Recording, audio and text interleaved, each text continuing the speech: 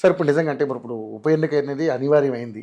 So ఏంటి sir దీని మీద మీ ఒపీనియన్? అంటే మీరు మొన్న జరిగిన మీటింగ్‌లో అయితే రేవంత్ రెడ్డి గారు పక్కాగా ఏంటంటే ఆవిడ మీనాక్షి నటరాజన్ గారు చాలా దీక్షగా దీని మీదే ఉన్నారు. ఇది కంపల్సరీ మనమే కైవసం చేసుకోవాలి. ఎందుకంటే కంటోన్మెంట్ మనకే వచ్చింది.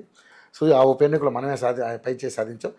జూబ్లీహిల్స్ కూడా మనమే పై చేసి సాధించాలనేది చాలా పకడ్బందీగా ఉంది. ఇక్కడ రకరకాల ఈక్వేషన్స్ ఉన్నాయి. ఏంటి సార్ అసలు మీ ఒపీనియన్ ఏంటి? సార్ సీనియర్ నాయకుడు కదా. జూబ్లీహిల్స్ అనేది కాంగ్రెస్ పార్టీ గెలవటం అనేది కాంగ్రెస్ పార్టీకి అత్యవసరం. ఓకే. అంటే దీని యొక్క ప్రభావం నెక్స్ట్ 6-7 నెలల తర్వాత జరగబోయే greater Hyderabad municipal corporation elections మీద దీని ప్రభావం పడుతుంది. ఓకే. కంటోన్మెంట్ ఎలక్షన్స్ యొక్క ప్రభావం కంటోన్మెంట్ వరకే ఉంటుందేమో కానీ జూబ్లీహిల్స్ ఎన్నిక యొక్క ప్రభావం టోటల్ హైదరాబాద్ మీద పడుతుంది. కాబట్టి కాంగ్రెస్ పార్టీ చాలా బలంగా ఉంది. క్యాండిడేట్ విషయంలో కూడా రకరకాల వాదనలు అంటే క్యాండిడేట్ అనేది హైకమాండ్ డిసైడ్ చేస్తుంది.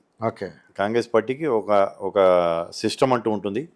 ఇక్కడ PEC Pradesh election committee recommend చేసి పంపాలి 2 పేర్లు కానీ 3 పేర్లు కానీ.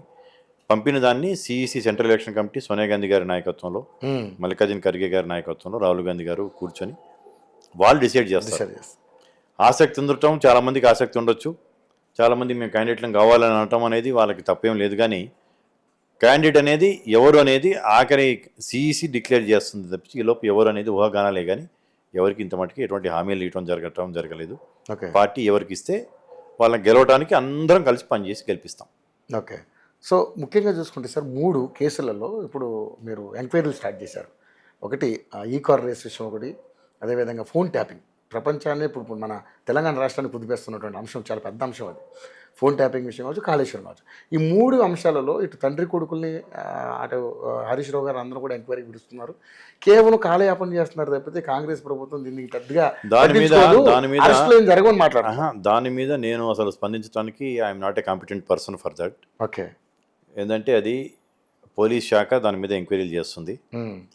దాని మీద స్పందించాలంటే మంత్రివర్గంలో ఉన్న వాళ్ళు కానీ, హోంశాఖ చూస్తున్న వాళ్ళు కానీ, లేకపోతే అధికారులు డీజీపీ కానీ వాళ్ళు స్పందించాలి. కానీ ఒక పార్టీ నాయకుడి కింద అక్కడ ఏమవుతుంది అనేది నాకు తెలియదు. అంటే మీ కాంగ్రెస్ పార్టీ కాలయాపన చేస్తుంది. అదే నేను దానికి అది వాళ్ళు అంటారు అరెస్ట్ చేస్తారని కానీ చేయలేరని కానీ. నేను పార్టీ నాయకుడిని. ఓకే. పార్టీలో పార్టీ వివరాల గురించి మీరు అడిగితే నేను చెప్పగలను కానీ I'm a competent person for that. అంతేగాని ఈ ఫోన్ ట్యాపింగ్ కావచ్చు, ఈ కార్ రేసులు కావచ్చు, ఇంకా వేరే అవినీతులు కావచ్చు, ఇవన్నిటి గురించి నేను మాట్లాడటం అనేది ఫోన్ ట్యాపింగ్ విషయంలో దాదాపు 250 మంది అది దాని సమాచారం నా దగ్గర ఉండదు. ఓకే. నేను కూడా తెలుసుకొని చెప్పడం కూడా నేను నాట్ ఏ కాంపిటెంట్ పర్సన్.